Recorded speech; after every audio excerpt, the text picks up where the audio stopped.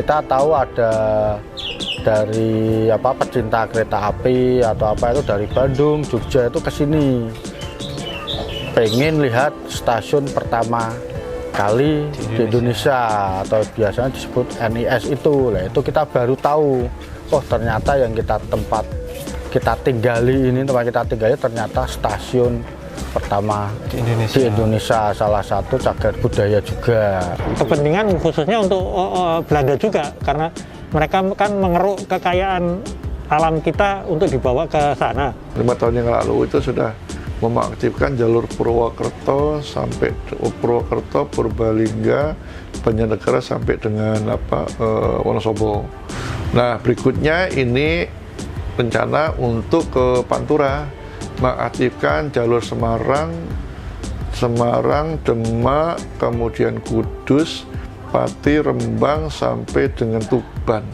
Jangan sampai nanti kereta ini hanya dibangun di kota-kota besar, misalnya Semarang Solo, kemudian Semarang Jogja, kemudian Jakarta, Bandung dan lain-lain itu. Kita juga ingin menikmati masyarakat ini ingin menikmati jalur yang sekiranya ekonomis terjangkau oleh masyarakat.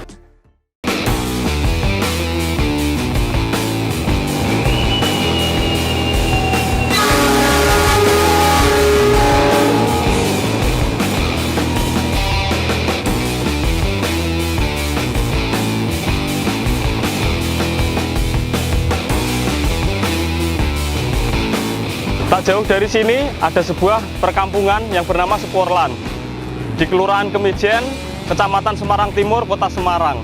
Di sana ada sebuah bangunan stasiun yang menjadi stasiun pertama di Indonesia dan sudah ada sejak zaman Belanda. Stasiun tersebut kini sudah tidak lagi berfungsi dan sisa bangunannya sudah menjadi rumah-rumah warga.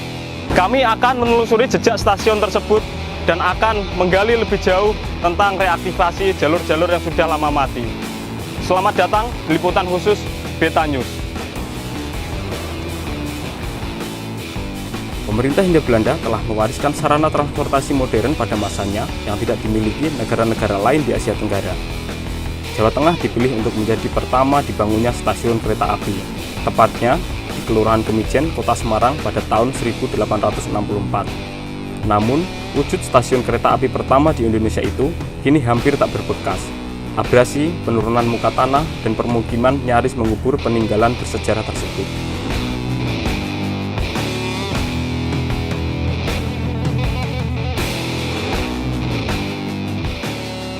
Pak Iwan, selamat siang Pak. Selamat siang Mas. Bagaimana Pak kabarnya Pak? Alhamdulillah baik-baik. Nah, Pak Iwan, tinggal di Seporlan sini itu sejak kapan sih Pak? Kalau saya kelahiran 78 sudah di sini. 78 sudah tinggal di sini? Di sini, saya lahir di sini. Lahir di sini? 78. Bisa ini Pak, digambarkan Pak, dulu itu suasananya seperti apa sih Pak? Kalau dulu suasananya sih, ini masih seperti gudang tinggi, kita belum tahu kalau ini dulu stasiun. Terus depan ini masih ada rel. Oh, di sini dulu ada rel? Ada rel untuk yang jalur kereta ke pelabuhan. Terus tahun berapa itu saya lupa dihentikan. Sudah tidak berfungsi? Sudah tidak berfungsi lagi. Sudah ditutup karena ada rob, ada banjir lah, lama sekali sudah nggak ada. Berarti masa kecil jenengan masih bisa melihat keramaian suasana dulu Pak di sini? Masih kereta ya, isinya kan rel kereta lewat, kita ya duduk di depannya sini di pinggir. Sering lihat kereta lewat gitu ya. Nah, kalau terkait sejarah dulu Pak, stasiun NIS di sini tuh Pak, dulu itu bagaimana Pak? Kalau mengenai stasiun, yang lebih tahu kan yang dulu pertama tinggal di sini, yang bapak-bapak dulu atau mbah-mbah dulu yang menempati pertama kali. Kita itu sebagai anak-anaknya, kita tahu itu kalau dulu saya waktu SD, kita tahu ada dari pecinta kereta api atau apa itu dari Bandung, Jogja itu ke sini. Pengen lihat stasiun pertama kali di Indonesia atau biasanya disebut NIS itu. Lah itu kita baru tahu, oh ternyata yang kita tinggali ini, tempat kita tinggali ternyata stasiun pertama di Indonesia, salah satu cagar budaya juga. Nah, kita merasa bangga lah, dari mulai itu banyak dari istilah pecinta-pecinta kereta api atau apa dari mana datang ke sini untuk melihat. Mbah Karjono. Ya. Mbah Karjono dulu kan ini kerja di PJKA. Betul sekali, Mas. Itu tahun berapa, Mbah? Ya, saya mulai masuk di PT Kereta Api tahun 74. Jadi mulai kerja tahun 74 sampai 2009. Ini kantor KSB Semarang Gudang. Yang stasiun Semarang Gudang adalah di sebelah sana, yang tadi kelihatan masih ada bekas-bekas tembok sedikit, itulah stasiun Semarang Gudang. Kalau di sini hanya kantor kepala stasiun besar dengan PUK. Yang PUK di ujung sebelah sana, Mas. Ya. Kalau di sini ada berapa stasiunnya, Mbah? Kalau di Semarang setahu saya dari tahun 74 yang saya kerjakan itu ada 3 stasiun, yaitu stasiun Kemijen, stasiun Semarang Gudang, dan stasiun Pelabuhan.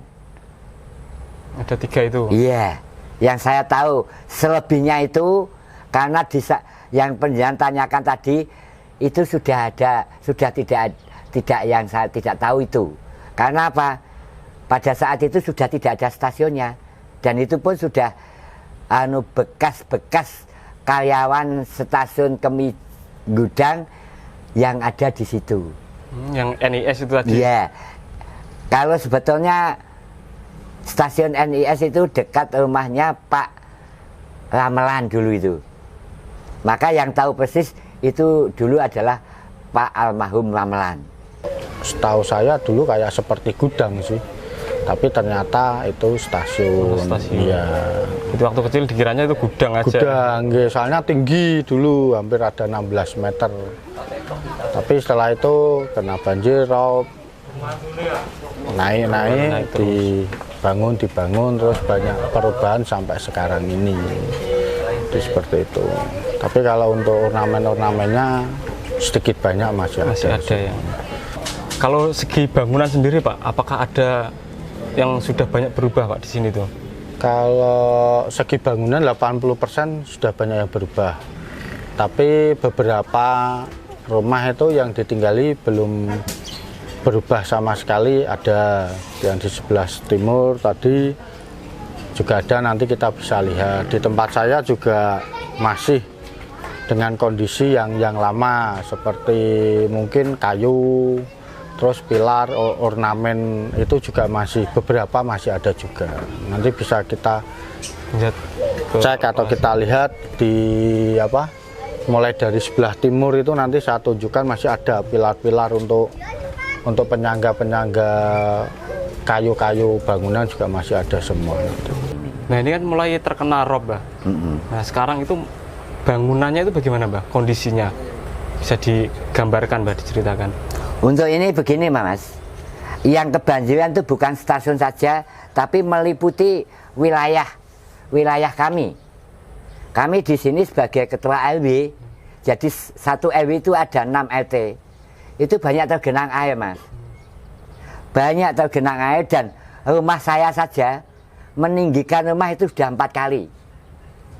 Yang tadinya tingginya segitu, sekarang tinggal iya, yang tadi yang saya sampaikan itu. Nah, kalau bangunan sendiri, Mbah, sekarang apa banyak yang hilang?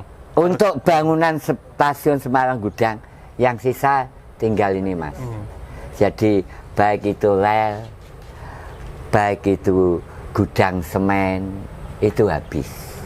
Nah, kalau bangunan yang tersisa itu mana saja, Pak? Kalau yang terlihat dari luar seperti genteng itu yang warna kuning, terus seng yang warna merah itu yang masih blenden itu masih bangunan-bangunan lama. Bangunan lama itu ya? Belum berubah.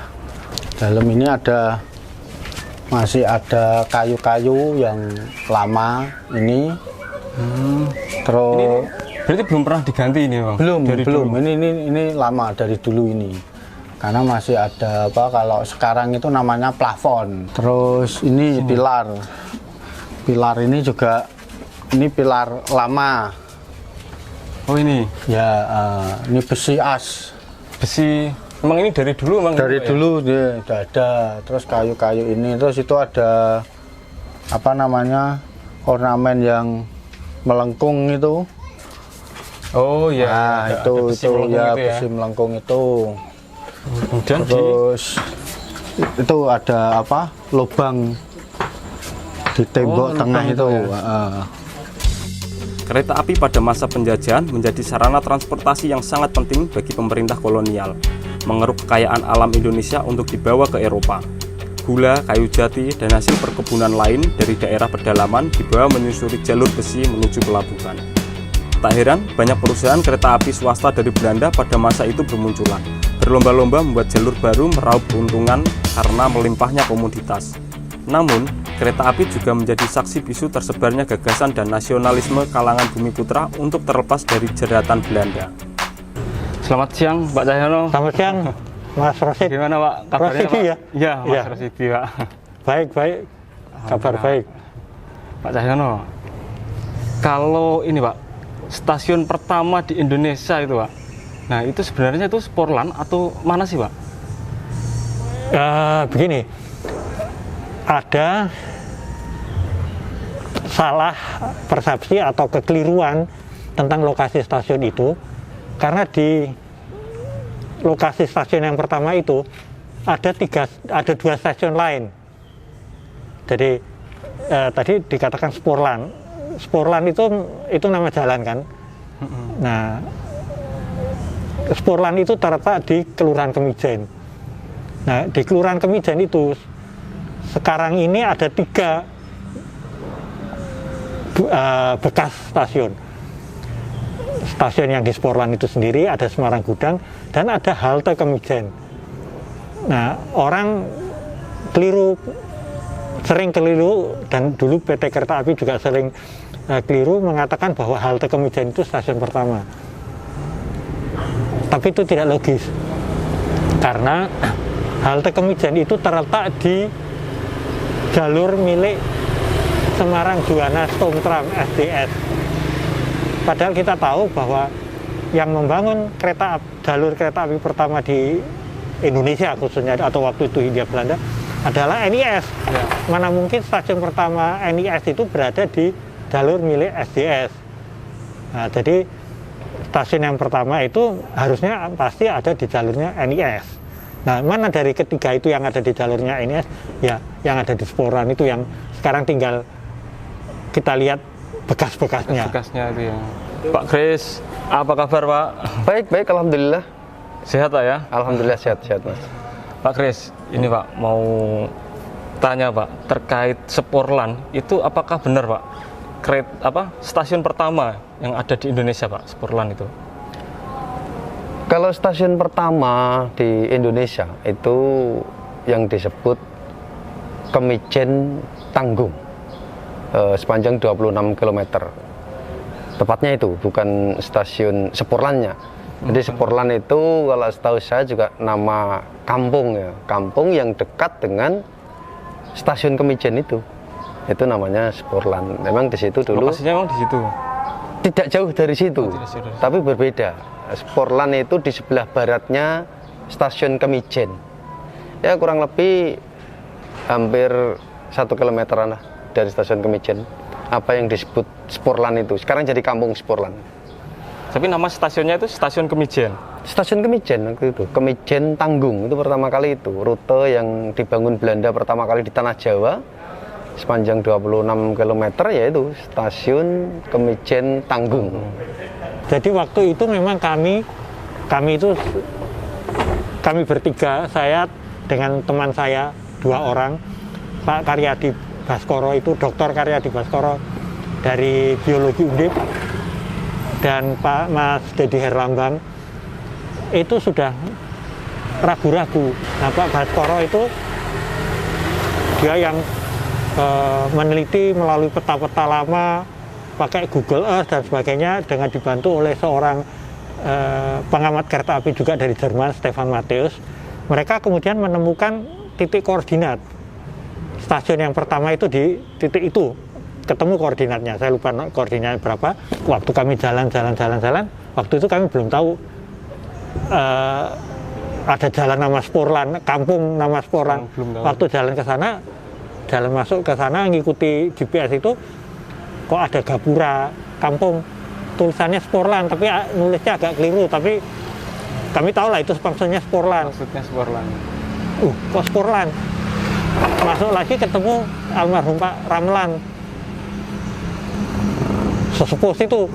Nah, kami tanya Pak Ramlan, Pak, apa dulu pernah ada stasiun di sini? Oh ya, ditunjukkan oleh Pak Ramlan bukti-buktinya tadi, misalnya ada lengkungan, ada lubang angin. Bahkan ditunjukkan dulu tempat brankas. Jadi pembangunannya memang berpola, semacam berpola, tidak langsung serentak, tidak. Jadi benar sekali, jadi Kemijen dulu, Kemijen Tanggung hingga rute wilayah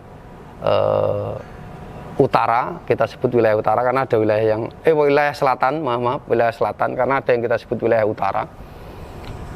Kemudian dibangun Tawang, kemudian barulah ke Lawang Sewu. Pembangunan Lawang Sewu juga berdasarkan prediksi dari Belanda bahwa stasiun Tawang sendiri sudah akan mengalami banjir waktu itu karena sudah bisa diprediksi oleh Belanda, makanya pindah ke Lawang Sewu yang lebih tinggi, seperti itu, datarannya lebih tinggi. Nah, kalau Lawang Sewunya sendiri Pak, itu digunakan untuk apa sih Pak? Kalau waktu itu Lawang Sewu hanya digunakan untuk percetakan karcis waktu itu dan perkantoran sebagian. Pembangunannya pun juga tidak langsung jadi, ya kan, bertahap Lawang Sewu. Jadi ya Sporlan itu tadi saya katakan tahun 1914 dibongkar karena ada stasiun Tawang. Nah, kenapa dibangun stasiun Tawang? Karena pada waktu itu direncanakan tahun 1914 itu ada yang namanya Koloniale Tentoonstelling. Tentoonstelling itu pekan raya internasional. Itu luar biasa itu sebenarnya direncanakan itu. Nah, kemudian karena ada rencana itu, perusahaan-perusahaan kereta api itu membangun stasiun baru. NIS tadi membangun stasiun Tawang. Kemudian Semarang Cirebon itu membangun stasiun Poncol. Tadinya stasiunnya itu kecil di Pekunden. Kemudian mereka bangun stasiun di Poncol, dekatnya Pekunden. Nah, Semarang Juwana yang sudah punya stasiun di situ, itu tadinya stasiunnya hanya bangunan kayu gitu. Tapi itu dirombak total jadi bangunan baja dan kaca. Halo Pak, bagaimana Pak kabarnya Pak? Alhamdulillah sehat.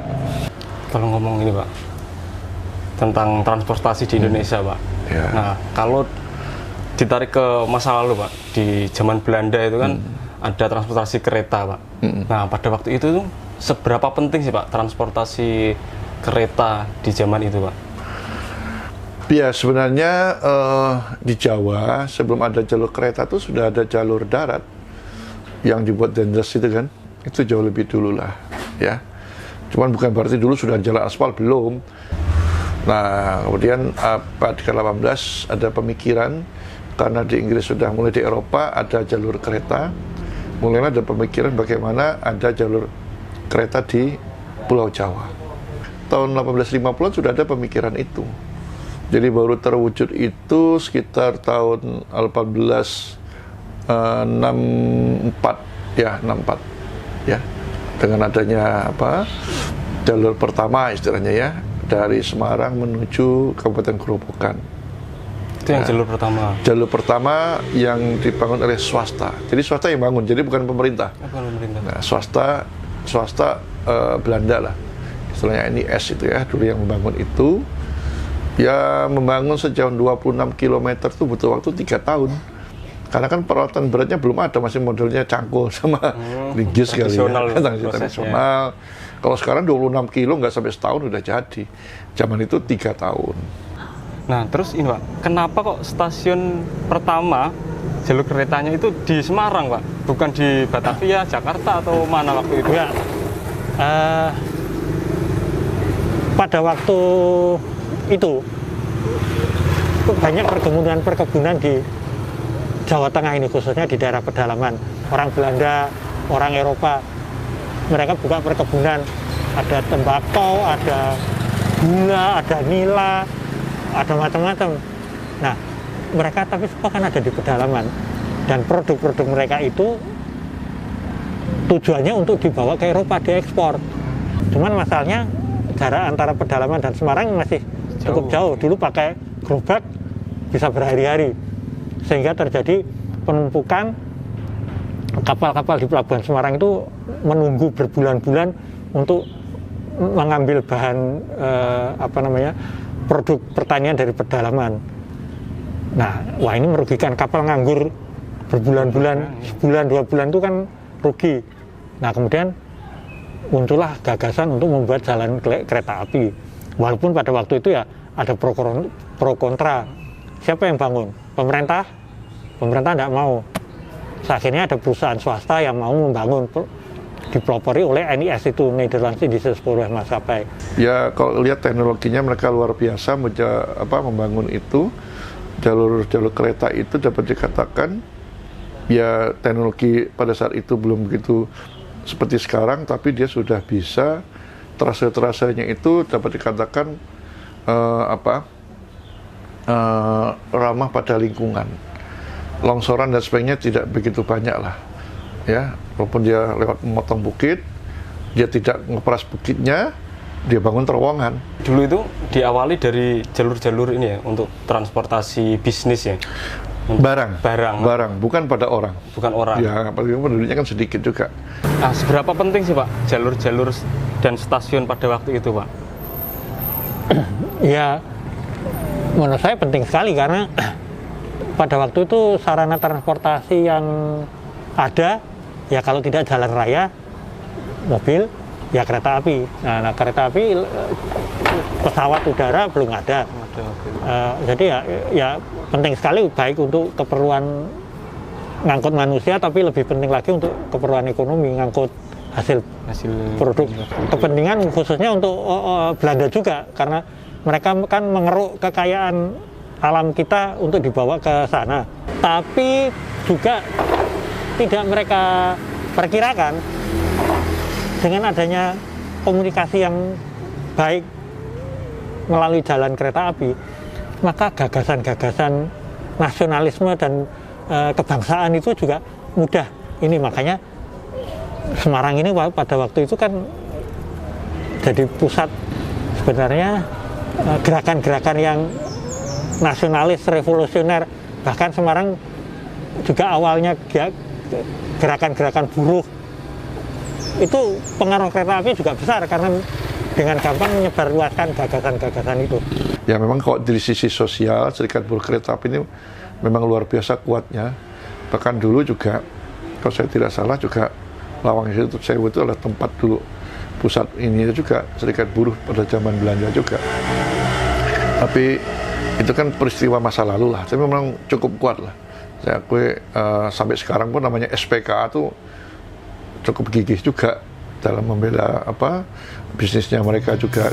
Kereta api yang sebelum masa kemerdekaan menjadi primadona kemudian banyak ditinggalkan. Jalur kereta api yang dulu melintasi banyak di wilayah Pulau Jawa dan hampir seluruh wilayah Jawa Tengah kini banyak yang tak lagi aktif. Masyarakat lebih memilih mode transportasi darat lain yang berkembang pesat. Terlebih pada masa Orde Baru, pemerintah lebih mengutamakan pembangunan jalan raya dan tol, menganaktirikan kereta api. Kini, banyak pihak yang menyambut positif rencana pemerintah pusat yang akan menghidupkan kembali jalur-jalur kereta api warisan Belanda, termasuk jalur Semarang-Lasem yang dulu dioperasikan Semarang-Juwana Stroomtram Maskapai. Nah kalau ini Pak, sekarang jalur-jalur kereta api yang waktu di zaman Belanda itu kan banyak sudah tidak aktif Pak, khususnya jalur yang ke arah Pantura. Nah itu kondisinya saat ini bagaimana sih Pak? Memang apa yang disebut lintas cabang, mungkin waktu itu orang kereta api sebutannya lintas cabang, karena berbeda dengan lintas raya yang sekarang masih aktif, existing, kita sebut lintas raya. Kalau lintas cabang banyak sekali yang sudah tidak aktif. Contoh kalau dari arah Semarang menuju ke timur itu bisa melewati Demak, Kudus, kemudian atau Purwodadi, kemudian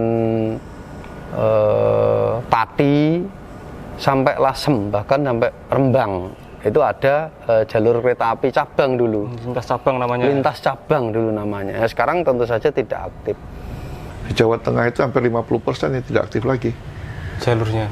Jalur yang dulu pernah ada, ya, itu sekitar ya 50% sudah non aktif.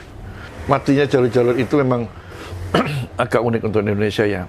Sebenarnya di zaman Jepang pun sudah mulai beberapa jalur kereta sudah mulai hilang. Jepang, ya. Bahkan dulunya pernah ada double track Solo Jogja, satu track itu diambil oleh Jepang, dipindahkan ke Myanmar. Di antara Myanmar Thailand tuh mereka bangun ambil dari situnya oleh Belanda. Zaman Republik ini memang ada masalah sosial juga, apalagi ketika zamannya Pak Harto, perusahaan kereta api itu sebagian besar pada saat itu mereka masuk dalam lingkungan dulu namanya Serikat Buruh Kereta Api, cukup kuat. Ya, mereka banyak masuk ke bidang komunis gitu. Kan Pak Harto juga anti komunis ya. Tapi ini juga jadi sampai ketika pada saat itu jalur kereta itu umpamanya karena longsor umpamanya. Longsor itu contohnya dari Magelang menuju Ambarawa terjadi longsoran, ya udah dibiarin aja sampai sekarang. Awal-awal Orde Baru itu tahun 67, 68 itu kan mulai masuk waktu itu yang disebut dengan Colt, Mitsubishi Colt T120 apa angkutan dari kepedesaan masuk ke jadi waktu itu industri otomotif itu mendapat mendapat angin segar ya. Angin segar diistimewakan, dan khususnya kemudian karena si keluarga Cendana itu juga andil dalam jalan tol, jadi yang diutamakan adalah jalan raya. Kemudian kereta api itu dipinggirkan. Bayangkan kalau sekarang zaman dulu kalau kita mau naik kereta api dari Semarang ke Kudus misalnya, itu sehari paling 2 kali. Yang namanya Colt itu setiap setengah jam 15 menit bahkan ada, ya otomatis kalah bersaing. Nah, terkait ini Pak, rel-rel kereta atau jalur kereta ke arah Pantura, Demak, Pati itu apakah ada rencana untuk direaktivasi Pak? Pernah waktu itu kami dari pihak PT KAI mendengar wacana itu dari pemerintah daerah bahwa akan menghidupkan kembali rute-rute yang kita sebut dulu lintas cabang, seperti Semarang, Purwodadi, atau Semarang, Demak, Kudus, Pati, Juwana, Rembang, Lasem, seperti itu. Tetapi memang setelah dilakukan survei, mungkin ya dari tim survei, banyak kendala yang kami terima informasinya. Hampir kurang lebih 70% sudah tidak bisa menggunakan jalur yang lama. Nah, itu banyak kendala tentunya. Di situ dari faktor sosial, akses sosial oleh masyarakat, maupun secara geografis memang sudah tidak memungkinkan untuk kembali ke jalur aslinya. Di Jawa Tengah itu sekitar 5 tahun yang lalu itu sudah mengaktifkan jalur Purwokerto sampai Purwokerto, Purbalingga, Banjarnegara sampai dengan Wonosobo. Nah, berikutnya ini rencana untuk ke Pantura, mengaktifkan jalur Semarang, Demak, kemudian Kudus, Pati, Rembang sampai dengan Tuban, ya. Tuban, karena ini juga ternyata di Tuban ada minyak gitu ya, ada kilang minyak, jadi untuk logistik juga. Nah, kebetulan ini ada peraturan Presiden 79 tahun 2019 untuk meningkatkan perekonomian Jawa Tengah, salah satunya mengaktifkan jalur dari Semarang sampai dengan Rembang dan Tuban itu. Dan tahun ini sudah harusnya tahun lalu mulai melakukan desain mundur dimulai tahun ini, karena tahun lalu ada refocusing untuk pandemi ya, karena pandemi. Halo Pak Putu, selamat sore Pak. Selamat sore Pak. Gimana Pak kabarnya Pak? Kabar Pak. Lokasi Betanis. Ya, ini baru di kantor, Pak. Pak Putu, terkait ini, Pak, reaktivasi jalur kereta Semarang-Lasem, Pak. Itu rencananya diaktifkan kapan, Pak, itu, Pak? Seperti yang saya sampaikan kemarin, Pak, ini kan masih dalam tahap studi kelayakannya, Pak. Jadi studi kelayakan, dari studi ini baru kelihatan kapan akan dilaksanakan, Pak. Kemudian sejauh ini, Pak, pemerintah daerah mana saja, Pak, yang sudah mendukung atau antusias, Pak? Kalau ini kan masih dalam tahap awal sekali nih, Pak. Jadi kami belum bisa menyampaikan tahap awal sekali. Jadi kemungkinan kepala daerah ini akan mendukung, Pak, ya? Ya, mudah-mudahan, Pak. Karena ini kan untuk peningkatan ekonomi di wilayah masing-masing. Kalau rencananya sendiri, Pak, itu Semarang-Lasem atau masih dilanjutkan kemana saja, Pak? Jadi kemungkinan bisa jadi sampai di Bojonegoro, Pak. Karena itu kan satu lintas. Tapi nanti finalnya seperti apa, itu akan dilihat berdasarkan hasil studi, Pak. Yang ini, Pak, jalur keretanya itu berarti melintasi mana saja, Pak, rutenya nanti? Kami belum bisa menyampaikan, takutnya nanti ada perubahan. Jadi di studi ini akan ditentukan lintasnya itu lewat mana saja yang visible, yang layak, Pak. Dari sisi kebutuhan demand, dari sisi kemudahan pembebasan lahan. Nah, kalau sekarang belum bisa kami sampaikan karena studi ini kan dinamis, Pak. Nanti studi ini akan ditentukan berdasarkan dia akan dilakukan pengumpulan data-data sekunder terkait dengan permintaan, terkait dengan tata guna lahan, terkait dengan RT/RW, juga dilakukan data primer, akan survei-survei ke lapangan, kemudian topografi dan lain-lain. Jadi kita tunggu saja, Pak, hasil studinya. Kalau nanti hasil studinya sudah final, nanti kita akan infokan dan kita akan untuk disosialisasikan ke masyarakat. Reaktivasi jalur-jalur kereta api yang dibangun pada masa kolonial tampaknya masih akan lama bisa terwujud. Refocusing anggaran akibat pandemi menjadi jalan terjal reaktivasi yang telah lama diwacanakan di sejumlah jalur kereta api Semarang-Lasem yang telah lama mati. Namun, banyak pihak berharap reaktivasi jalur kereta mendapat perhatian sama dengan pembangunan jalan tol yang kini tetap berlangsung di jalur yang sama.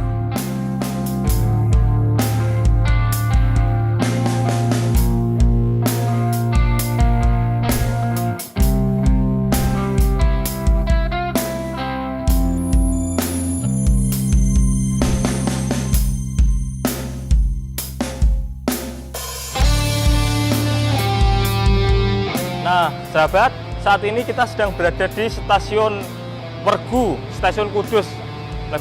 Biasa disebut stasiun Wergu. Kondisinya seperti ini. Saat ini menjadi tempat parkir warga setempat. Di belakang saya ini mobil-mobil, ini mobil warga. Tinggal sisa-sisa bangunan seperti ini. Halo Pak Edi, apa kabar Pak? Kabar saya baik, Mas Tosi. Alhamdulillah Pak ya. Pak Edi, bisa diceritakan Pak terkait sejarah kereta api yang ada di Kudus. Itu sejak kapan sih Pak? Oh, sebenarnya kereta api yang ada di Kudus itu tidak bisa dipisahkan dari sejarah transportasi di Indonesia. Ya, karena apa yang ada di Kudus itu juga nanti ada di Semarang, ada di Pati dan kota-kota lainnya. Sehingga saya katakan tadi Kudus itu tidak bersendiri, tapi terkait dengan kebijakan pemerintah pada umumnya begitu. Nah, pada saat itu mereka melihat bahwa transportasi yang ada sejauh ini, apakah dengan hewan atau dengan manusia, dengan sungai, itu sudah tidak bisa memadai. Sehingga diputuskan harus membangun jalur kereta api. Yang di Kudus itu namanya tram. Ya, namanya tram. Tram itu secara teori ukuran relnya lebih kecil. Kemudian ciri yang lain tram itu selalu di pinggir jalan raya. Nanti akan kita bicarakan itu adalah SJS ya, itu sebuah perusahaan swasta, Semarang Juwana Stum Tram Maskapai. Yang perusahaan swasta yang diberi izin oleh pemerintah atau negara pada saat itu untuk membangun jalur kereta api. Selamat siang Pak Bupati. Selamat siang Mas. Apa kabarnya Pak? Baik, sehat. Dan mengikuti rapat sidang paripurna. Nah, Pak Bupati, minta tanggapannya Pak terkait rencana reaktivasi jalur Semarang-Lasem ini Pak. Baik, jadi ya untuk reaktivasi pembangunan kereta api Semarang-Lasem memang sudah beberapa kali saya usulkan, dan beberapa kali saya juga mengikuti diskusi maupun juga rapat-rapat yang diselenggarakan oleh pemerintah pusat maupun juga dari Dinas Perhubungan maupun PT KAI. Dan saya sangat mendukung, karena apa? Karena kalau jalur kereta api ini sudah barang tentu akan menumbuhkan perekonomian yang pertama. Yang kedua adalah bisa membawa angkutan yang cukup besar dan tidak merusak jalan Pantura. Karena selama ini jalan Pantura itu kan seringkali kan pembangunan yang dianggap itu kalau dibangun terus itu seolah-olah menjadi prioritas. Tetapi kalau itu tidak dibangun sudah barang tentu akan menjadi persoalan. Oleh karena itu saya mendukung, daripada saya sering mengusulkan diutamakan ke jalur kereta api daripada yang jalan tol. Karena kalau jalan tol Pantura ini sudah barang tentu juga kita butuhkan, tapi kita utamakan ke jalur kereta api dulu. Yang pertama adalah dari jalur Semarang-Demak. Ya. Semarang-Demak itu Semarang-Genuk dulu. Semarang-Genuk itu diresmikan tanggal 2 Juli tahun 1883. Jadi sudah lama banget ya. 2 Juli 83. Dari jalur itu kemudian disambungkan lagi Genuk ke Demak. Itu tanggal 27 September 1883. Jadi hanya beda bulan ya. Barulah kemudian nanti 1 tahun berikutnya atau tahun berikutnya itu yang di Kudus yang diresmikan ya. Oh, bergeser ke Kudus. Ya, nyambung ke Kudus itu diresmikan tanggal 15 Maret 1884. Jadi yang kita lihat saat ini itu adalah peninggalan pemerintah kolonial ya gitu ya, untuk membangun jalur transportasi yang ada di Kudus, terutama jalur ini Kudus sampai Juwana, karena mereka berkepentingan atas mengangkut produksi yang ada di sekitar itu. Begitu saudara. Menurut saya itu satu tonggak bagaimana transportasi modern ada di Indonesia, dan itu di wilayah kita ini, Kudus, Pati, dan di sekitar. Waktu itu Pak, jalurnya itu di mana saja Pak, khususnya di Kudus? Kalau di Kudus dari arah Semarang masuk Tanggulangin ya, terus masuk ke Jati, terus kalau sekarang itu Ruku Agus Salim ya. Harap kita ingat bahwa Ruku Agus Salim itu tanahnya kereta api loh. Itu tanahnya kereta api. Ya, itu miliknya kereta api. Artinya kalau dulu berarti miliknya SJS ya. Dulu itu miliknya SJS, kemudian nanti ke arah mana berarti itu? Ke arah timur ya. Ke arah timur ke Wergu, kemudian dari Wergu nanti itu ke Pentol, keluar nanti ke arah Kudus, Pati. Kalau di Pati sendiri Pak, itu saat ini jejak-jejak atau sisa-sisa bangunannya yang masih bisa dimanfaatkan itu apakah masih ada Pak? Yang ada kita di bangunannya yang ada itu tempat stasiun, yang ada di Puri ada, stadion ada, yang di Juwana juga ada. Namun itu kan saya kira karena sudah penuh permukiman, ya nanti tinggal daripada survei yang ada. Tapi kalau saya lihat dari kemarin pemetaan ya, itu nampaknya lewatnya tidak situ, lewatnya adalah jalur selatan ya, selatan. Nampaknya itu, karena sudah berapa kali saya mengikuti itu. Kira-kira Pak, kalau itu dilaksanakan Pak reaktivasi, itu ada kendala apa Pak yang harus dihadapi nanti? Ya sudah barang tentu pasti ada kendala sosial. Karena ada beberapa jalur-jalur itu yang sudah ditempati oleh masyarakat. Oleh karena itu tidak bisa reaktivasi 100%. Jadi sebagian yang tidak mengenai dampak sosial terhadap masyarakat itu bisa direaktivasi. Tapi kalau yang sudah dihuni oleh masyarakat, kemudian pemukiman, kemudian tempat publik, itu sudah barang tentu tidak bisa direaktivasi. Contoh, alun-alun ini dulu kan, alun-alun Pati, itu kan juga jalur kereta sepanjang dari arah barat sampai ke timur, itu jalur kereta. Kalau direaktivasi, sudah barang tentu akan bongkar pembangunan semua.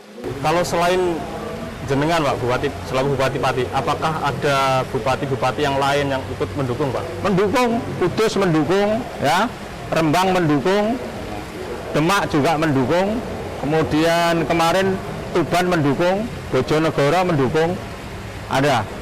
Dan kebetulan pada saat kita rapat juga beberapa beliau kepala daerah itu hadir. Kalau saya hadir 3 kali, kalau enggak 4 kali. Saya selalu kalau ada diskusi saya hadir karena program itu saya berkeinginan untuk bisa realisasi. Begitu dibuka tahun 84 ya, itu tahun 1884. Penumpang ini kelas 1 itu yang orang-orang Eropa ya, orang Eropa atau ningrat ya, itu jumlahnya 3.807 orang ya, 3.807 orang. Kemudian yang kelas 2 itu 209.000 ya, 789. Nah kelas 2 ini termasuk tadi yang saya sebut untuk apa namanya untuk Bumi Putra lah ya, untuk Bumi Putra yang pada waktu tertentu juga apa namanya kadang-kadang gerbong itu bercampur dengan hewan seperti kambing, sehingga zaman itu terkenal dengan kelas kambing gitu ya, kelas kambing. Karena barengan sama ya, dengan ternak lain gitu lah. Ternak. Kemudian jumlah ini meningkat lagi. Meningkatnya menurut saya cukup tinggi ya. Tahun 85 tahun berikutnya jumlah orang kelas 1 itu 11.850 orang dan kelas 2 itu 451.000. Artinya setengah juta orang 1 tahun itu apa namanya menggunakan jasa kereta ini. Hingga kalau ya kita bisa maklumi karena saat itu termasuk yang modern kan alat ini kan. Orang kan pengen merasakan sensasinya naik kereta. Nah, kemudian ini Pak, dari segi anggaran dan sebagainya, pertimbangannya kira-kira itu dibanding transportasi yang lain memang jauh lebih efektif atau gimana Pak? Ya kalau kereta ini kan sekali jalan ya, itu kan bisa membawa gerbong yang cukup banyak, kemudian punya jalur sendiri, tidak akan jadi macet, kemudian bebannya lebih besar, kemudian tidak merusak jalan. Berbeda dengan jalur angkutan Pantura, itu kan jalur Surabaya Jakarta, kemudian rata-rata para angkutan ya ini tuh pengusaha lebih cenderung seneng di jalur Pantura karena biayanya lebih lebih dikit. Kalau sepur ini biayanya, kereta ini biayanya kan lebih ekonomis, bisa terjangkau pada masyarakat. Kalau anggaran, pemerintah daerah nggak punya anggaran. Pemerintah daerah itu hanya membantu nanti dampak sosial maupun pembebasan. Nah itu. Jadi saya tentunya nanti pasti mendukung sepenuhnya kebijakan pemerintah pusat. Karena memang itulah yang saya harapkan dari dulu agar keseimbangan. Jangan sampai nanti kereta ini hanya dibangun di kota-kota besar, misalnya Semarang Solo, kemudian Semarang Jogja, kemudian Jakarta, Bandung dan lain-lain itu. Kita juga ingin menikmati masyarakat ini ingin menikmati jalur yang sekiranya ekonomis terjangkau oleh masyarakat. Gitu.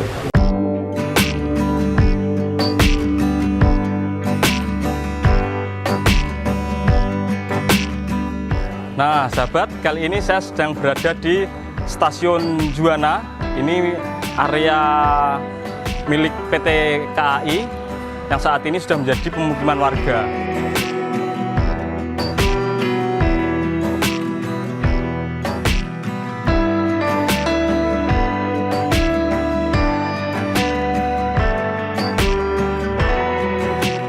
Nah sahabat, ini kemungkinan adalah besi yang digunakan untuk rel pada masa itu, dan ini juga ada kode-kode dan tahunnya. Ini 1898 tahunnya.